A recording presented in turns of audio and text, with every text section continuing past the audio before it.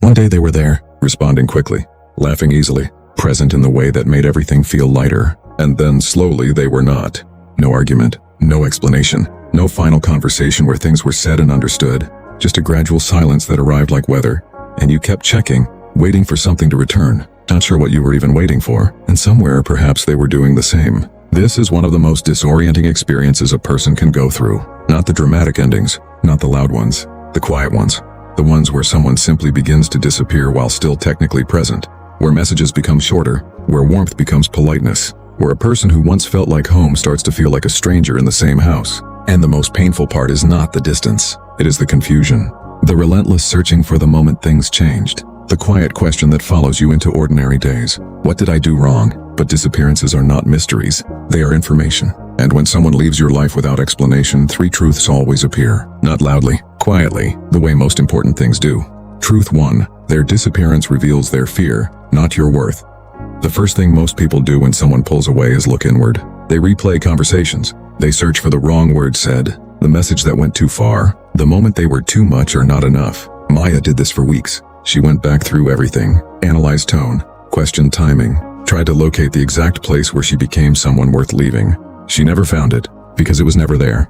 Research from attachment psychology points toward something that most people in pain cannot see from inside the pain. Amir Levine and Rachel Heller spent years studying how early childhood shapes adult behavior in relationships. What they found was quiet and precise. People who grew up in environments where emotional needs were ignored or dismissed develop what psychologists call avoidant attachment.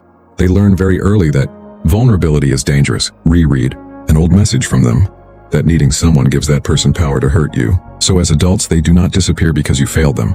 They disappear because closeness itself begins to feel threatening. Studies show that a significant majority of people who ghost or withdraw place the blame outward. They describe feeling overwhelmed. They describe things moving too fast. Studies show that a significant majority of people who ghost or withdraw place the blame outward. They describe feeling overwhelmed. They describe things moving too fast.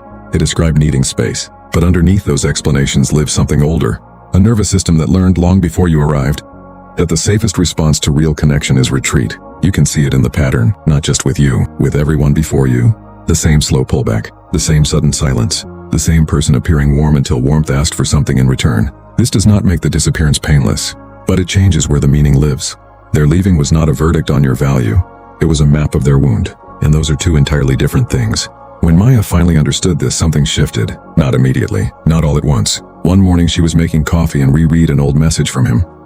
Not looking for anything, just looking. She put the phone down and simply stood there. Something in her chest was quieter than it had been before. She started seeing the pattern for what it was. Fear wearing the mask of indifference. The first truth is this: when someone disappears without explanation, they are showing you their unhealed places, not your inadequacy. Never your inadequacy. Truth 2, your pain is real because your brain is in withdrawal. People often feel embarrassed by how much a disappearance hurts. They tell themselves it should not affect them this much. They wonder why they cannot simply move on, why the absence of one person can make ordinary days feel so heavy. The answer is not weakness. The answer is neuroscience. Helen Fisher, one of the world's leading researchers on romantic love, spent years scanning the brains of people who had recently lost someone they were attached to. What she found was striking. The regions associated with craving, obsession, and reward were still fully active, not fading. Active. The brain was still reaching for something it had learned to depend on. Like a system running a search for something that no longer exists. When someone you are attached to disappears, dopamine crashes. The steady rhythm of anticipation and reward that their presence created simply stops. Serotonin drops alongside it. Cortisol, the stress hormone, rises sharply. The body enters something that looks, chemically, almost identical to withdrawal from a substance. The same restlessness, the same inability to concentrate, the same intrusive thoughts arriving without invitation at 3 a.m. James could not explain why he kept checking his phone. Not expecting anything specific, just checking. The same way you press a bruise to confirm it still hurts. He knew logically that no message was coming. But his nervous system had not received that information yet, because the brain does not process emotional loss intellectually. It processes it physically. Research confirms that social rejection activates the same neural pathways as physical injury. Your brain registers the absence of an attachment as damage to the body, and the uncertainty makes it worse. When there is no explanation, no closure, no final sentence that makes sense of what happened, the cortisol does not settle. The nervous system stays in a state of alert, still scanning for a threat it cannot locate, still processing a loss it cannot categorize. The comfort that neuroscience offers here is not small. Stephanie Cacioppo's research on human connection found that the body is literally wired to co-regulate with others, that the presence of someone trusted can reduce pain signals measurably, that we are built to borrow calm from each other. When that presence disappears suddenly, the body notices in ways the mind cannot always articulate. So if you have felt undone by a disappearance that others minimized, your pain was not disproportionate. Your brain was going through something real, something biological, something that asked for patience rather than judgment. The second truth is this: the intensity of what you felt was not weakness. It was your nervous system doing exactly what it was built to do, grieving a connection it had already learned to need. Truth 3. What remains after they leave is the truest version of you. Grief after a disappearance does not move in a straight line. It circles, it revisits, it shows up in places you did not expect it. Research on emotional grief suggests that recovery from a significant attachment loss takes far longer than the culture acknowledges. Over a year in many cases, sometimes longer. Not because something is wrong with the person grieving, because the brain is doing something complex and necessary. It is untangling an identity that had quietly begun to include another person. Sophia noticed this gradually. Small things first. A song she could not listen to, a restaurant she kept avoiding, a habit she had picked up from someone who was no longer there. Piece by piece, she began to recognize how much of her daily life had oriented itself around a presence, and piece by piece she had to learn how to reorient, not backward, forward. Mary Frances O'Connor, who studies grief at the neurological level, describes this process as the brain literally rewiring itself, building new pathways, learning a new map of the world that does not include the person who left. This is not a small thing. It is one of the most demanding things the human mind does. But something else happens during that rewiring. Attachment researchers have observed that people who move through this kind of loss often emerge with a clear understanding of what they actually need. The anxious patterns that once felt normal become visible.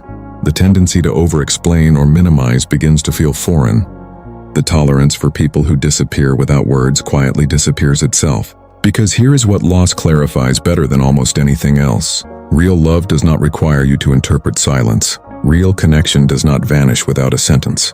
A person who is genuinely available does not leave you analyzing their absence for weeks. This is not a harsh judgment of the person who left. Most people who disappear are not cruel. They are afraid. They are carrying wounds from before you. They are doing the only thing their nervous system knows how to do when closeness feels like danger. But understanding that does not mean waiting for them to heal enough to return. It means recognizing that you deserve someone whose attachment style does not require you to guess whether you matter. When Sophia stopped searching for what she did wrong, she found something unexpected: herself. Not the version shaped around someone else's comfort, the version that existed before she learned to make herself smaller to keep someone close. That version had always been there. The disappearance simply removed what was covering it. The third truth is this: what someone leaves behind when they go is not a hole, it is space. Space you did not know you needed. Space where something more honest can eventually grow.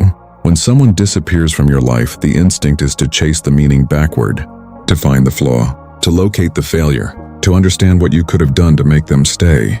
But the three truths that appear in the silence point in a different direction. Their fear was not your failure, your pain was not your weakness, and what remains after they leave is not less than what was there before. It is more honest, more clear, more entirely your own. Not every disappearance is a loss. Some are the quiet end of something that was never going to hold. Some are the beginning of finally understanding what you are actually looking for. What you lost was a presence that could not stay. What you kept was everything that made you worth staying for.